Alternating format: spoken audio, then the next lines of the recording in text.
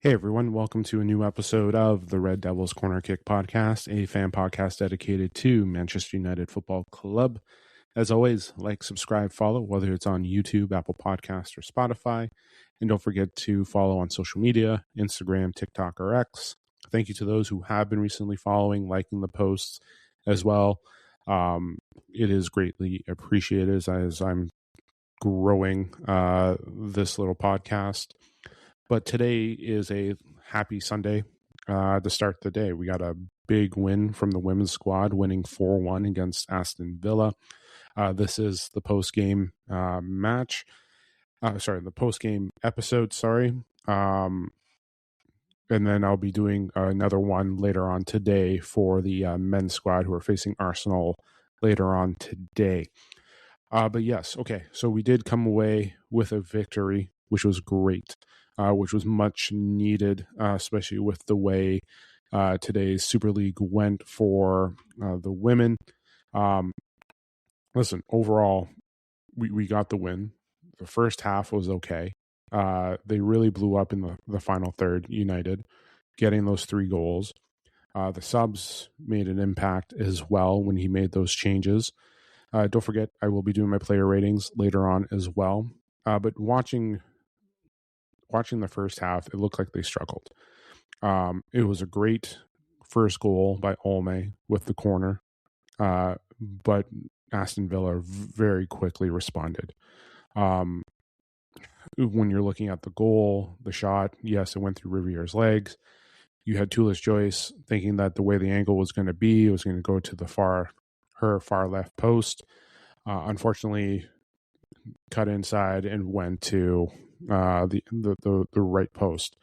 But listen, there were struggles. There were struggles to keep the ball in the middle. There were struggles with the passes. Wasn't really much connection going on as well. The lineup is kind of what I was kind of predicting it to be. Same back for Mallard, Wangerham, Park, and then you had Schuler with the start. I would have thought you had Olme starting with Miyazawa. So it was similar to what I was talking about in that preview on Friday night, but realistically, there were struggles. There were struggles to move the ball. There were struggles to get the attack moving as well. There were opportunities in the half to take shots, but when they were trying to clear and start getting a movement, you saw the struggle there. You saw Villa adding a press. And when you do press, and you do press a lot against this women's squad, you do see that the struggles were there. Hands off to Mark Skinner for making the second half adjustments. And then you saw the changes happen as well. But there were times there where you were concerned, especially when you had Villa score that quickly. Villa was trying to take advantage as much as they could. They did it in the first game. They definitely held United there. But in the end, in that second half, we started getting a little bit better. At the beginning of the second half, you started seeing movement, and then you started seeing the subs come in. And bringing in Lundqvist, and then you're bringing in Naslund as well. And then you saw things, Lundqvist and Turlin, my apologies. Naslund did come on a couple of minutes later. But those 3 but either way, those 3 changes were there, and they did make an impact. You did see the changes as the game went, especially with Lundqvist, Turlin, both getting goals today. Nothing against Schuler. Listen, Schuler played okay. She was average, but not much really trying to get in the attack. Park, who did get an assist and a goal, I thought struggled a little. Overall, everyone I think struggled in that first half, even our back 4. Listen, we maintained, yes, it was 1 goal, but at the same time, too, they were getting opportunities. The passing, again, there were struggles, especially with the long ball. There's some struggles there trying to do crosses into the opponent's box. Some reads shouldn't have been there. There's 1 or 2 times where I saw Park carrying the ball up. She could have made the read to Mallard, and Mallard could have taken it and given some shot opportunities. Some reads, that's what I noticed in the first half. But then the second half, when some changes came, you saw everything open up. And that's the one thing too, is when you've been watching some of the games, especially when you look at the Spurs game most recently, well, the two Spurs games, the final third, that's where they woke up, or they came alive and came back and would win. Um, and I'm not taking away anything from the Arsenal game and the Burnley game. Every game is different. There is. But outside those two, when we played Spurs and when we played Spurs twice, you saw like those final thirds, and that's what it took today for them to get to there. You can say the final third, but you can look at him as like the final quarter of the game. But those final third, you saw things started to get it going. And yes, you can look at the stats; they were pretty even on shots on target. Listen, they had their opportunities, Villa, to do it, and in that first half, they had opportunities to take that challenge, and they could have inflicted some damage. You could have potentially looked at it as a potential upset, but in the end, they looked great. Adding Turlin in definitely was, you saw definitely in a moment there for the attack. So just taking a look here, yeah. So Turlin comes, Turlin, Lundqvist, they all come on, they all get scores. Mallard, who assisted the first two, or Mallard assisting Turlin and Park's goals, and then Jess Park getting the assist on Lundqvist's goal. As the game continued on in the second half, you saw the opportunities there to score. Again, finish. They were able to finish in that final third, but it is taking a long time, and there were struggles there as well. But the defensive adjustments, the movement, you saw improvement. You saw things get better. But in the end, I was happy with it. I was happy you got the win.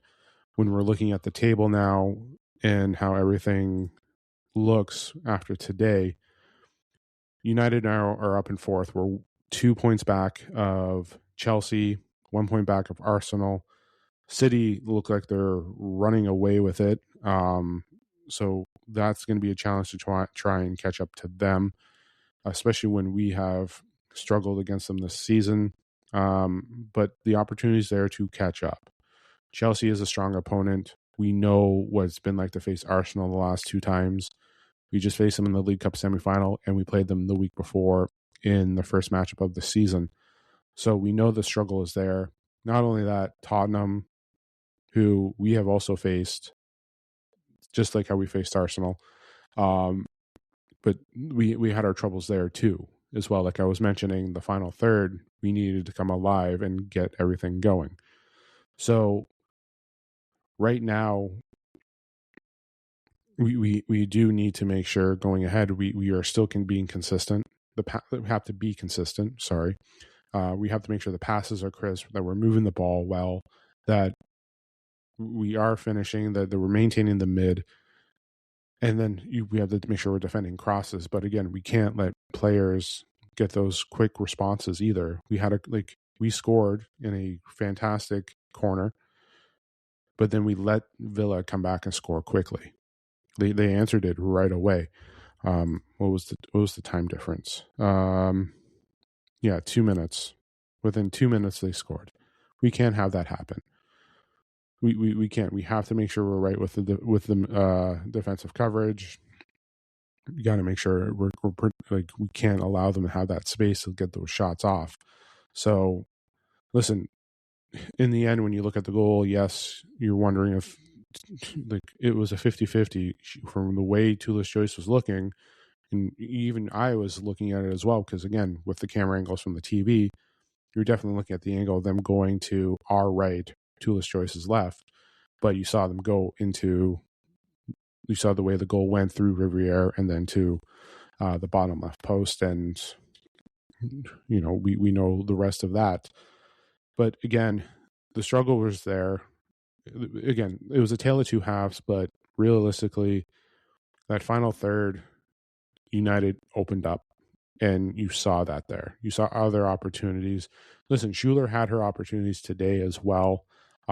Just the touch and control. It was a struggle in the first half. And to make those changes after 2/3 were the right calls. And the people that they brought on definitely made an impact. Turlin right away, Lundqvist, Park. Well, Park was already on, but Turlin, Lundqvist making their impacts. Mallard was great today. I thought Park was good as well. I didn't mention some few little things, but everyone can be held just that way, like just making sure you're making the right with the passes. And we saw that today too. Some long balls, you wonder if they're trying to make clearances or they're trying to make stretches there too. So it was what it was, but in the end, I'm still happy that we got the 4-1 win. I'm happy that we were able to get points. We got our revenge back after losing to them at home. So this is a good bounce back against Villa. And when I'm saying a bounce back, I'm not talking about a bounce back overall for the season.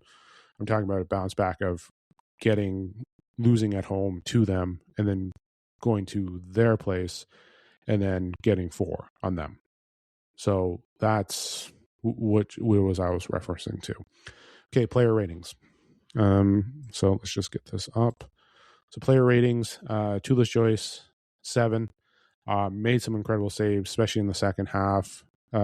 Sandberg, 6.5. Janssen Letizier, 7. Riviere, she just seemed average today, so I gave her a 6.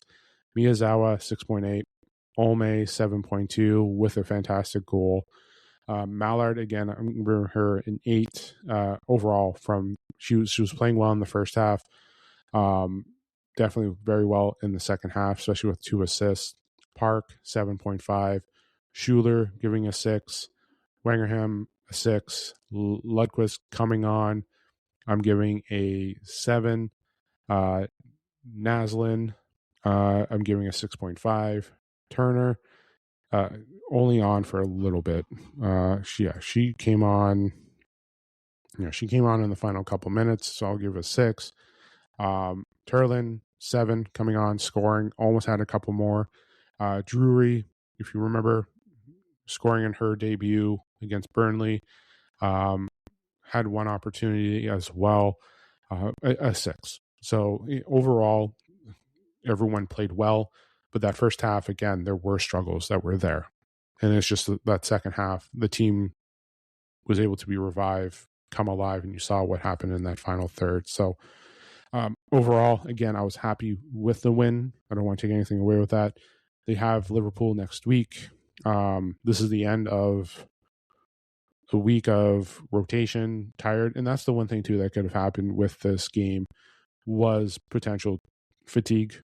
This was our third game in a week. We had Burnley last Sunday. We played the League Cup semifinal Wednesday. Then we had today. We're back next weekend with the women's squad against Liverpool. Let me just take a look here. What time would we play? I believe it's next Saturday. No, Sunday, February 1st. So another Sunday because the men's squad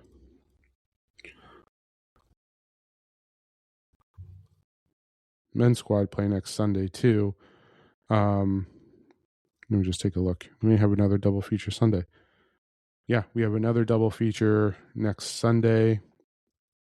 So, yeah, 6:55, and then men's squad is at 9:00.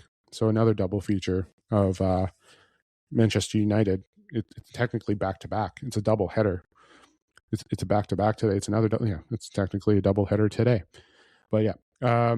So yeah, I'll leave it there with the episode. My player ratings will be posted on social media as well, so keep an eye on that. And I'll talk to you guys on Tuesday. Tuesday we should be back because there's no other matches going on except for what's going on next Sunday. I'll catch up with news, both men and women's squads as well. And then enjoy the match against Arsenal. The men's squad are going to be kicking off in about just over an hour as well. I'll be doing another episode after that, so tune into that later on. And then enjoy the rest of your Sunday as well. If you are a fan of the NFL, there are games going on later today as well. But yeah, enjoy the remainder of your Sunday. Enjoy the match against Arsenal.